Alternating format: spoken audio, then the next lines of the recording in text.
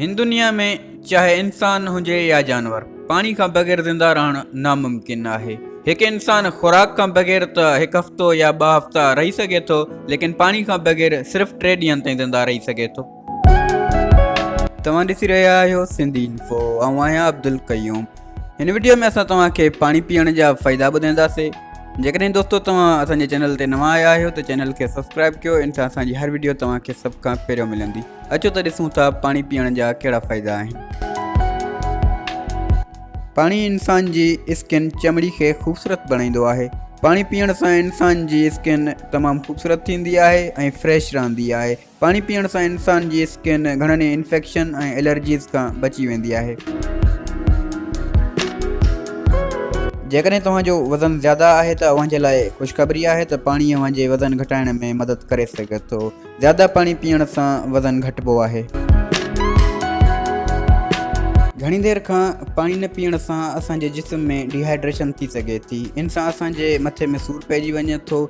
मथे जे सूर खां बचण लाइ पाणी पीअणु ज़रूरी आहे। जेकॾहिं तव्हांखे सर में दर्द आहे त पाणी पीअण सां रिलीफ मिली सघे थो। ज़्यादा पाणी पीअण सां असांजी दिलि तंदुरुस्त रहंदी आहे। इन करे दिलि जे दौरे जो ख़तरो घटिजी वेंदो आहे। पाणी इंसान जी बॉडी मां ख़ारिज ऐं ज़हरीलो मादो साफ़ कंदो आहे। सिंधी भाइरो ऐं भेनरो, तव्हां ॾिठो हूंदो जंहिं शख़्स खे कावड़ अची वेंदी आहे उनखे सभ खां पहिरियों पाणी पीआरींदा आहिनि। पाणी इंसान जो ब्लड प्रेशर कंट्रोल करे थो।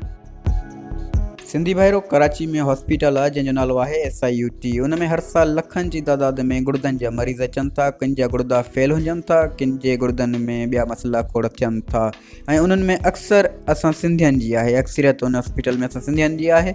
ऐं उन्हनि इलाइक़नि जा माण्हू आहिनि अक्सरियत जेके ॻोठनि में रहनि था या परे परे रहनि था ऐं ज़मीननि में घणो कमु करनि था।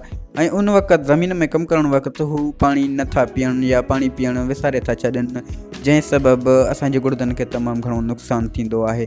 गुर्दनि खे तंदुरुस्त रखण लाइ पाणी पीअणु तमामु ज़रूरी आहे।